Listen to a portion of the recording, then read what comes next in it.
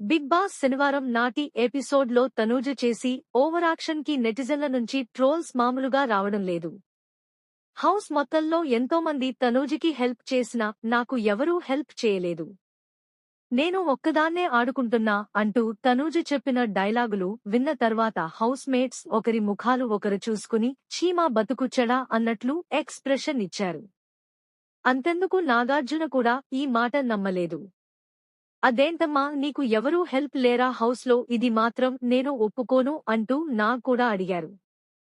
అలానే కళ్యాణ్ నువ్వు కావాలనే తనూజతో గేమ్ ఓడిపోయావా అని నాగ్ అడిగిన ప్రశ్నకి కూడా తనూజ తెగ ఫీలైపోయింది.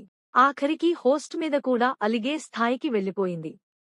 సర్లే కాని ఈ రోజు ఎపిసోడ్కి సంబంధించిన మరో ప్రోమోలో అలాంటి సీన్ మరొకటి తగిలింది. హౌస్లో మిమ్మల్ని బాగా హర్ట్ చేసిందెవరు?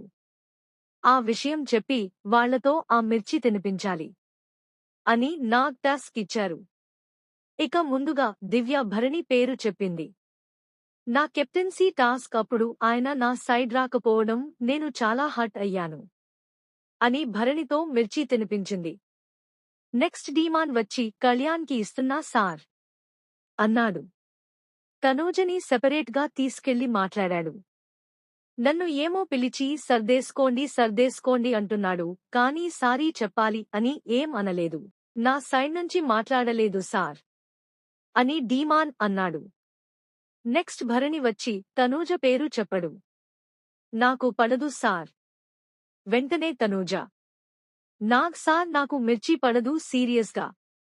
నార్మల్ ఫుడ్ స్పైసీగా ఉంటేనే వాంతు అయిపోతుంది అంటూ గారాలు కురిసింది. నేను చేంజ్ అయి నా గేమ్ మీద ఫోకస్ పెట్టి ఆడుతున్నాను, కానీ తనకి ఇంకా నమ్మకం ఎక్కడో కలగట్లేదు.